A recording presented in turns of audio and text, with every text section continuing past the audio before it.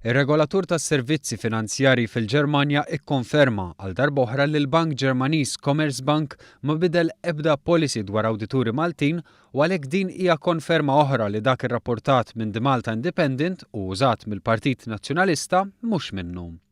Permezz ta' storja f'The Malta Independent kien intqal li l-klijent Ġermaniż tal-bank li jgħix Malta irċieva email informatu li mhux se jaċċetta aktar dikjarazzjonijiet maħruġa minn kumpaniji Maltin tal-awditjar.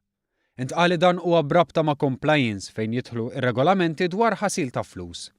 Kien irrakkomandat lil dan il-klijent imur fil-fera Ġermaniża tal-Kumpanija tal-Awditjar Maltija u jitlob lil din il-fera tikkonferma d-dikjarazzjoni tal-Unit Malti.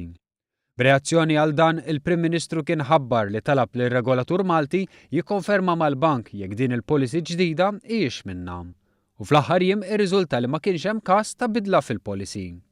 Issa teżisti wkoll il-konferma tar-regolatur Ġermaniż li kkonferma li l-bank jaċċetta dikjarazzjonijiet minn awdituri Maltin u m'hemmx policy li titlob li dikjarazzjonijiet jiġu minn awdituri Ġermaniżi. Il-każ irrapportat fuq il-Gazzetta kien wieħed speċifiku għal dan il-klijent u b'ebda mod ma jfisser bidla fil-policies ta' Commerzbank. Ta' min ifakkar li l-Accountancy Board Malti diġà rrefera għal din l-allegazzjoni u qal li wara investigazzjoni sab li l-każ kien relatat ma' dan l-individwu b'mod partikolari, jiġifieri ma nbidlet ebda policy dwar Malta jew awdituri Maltin.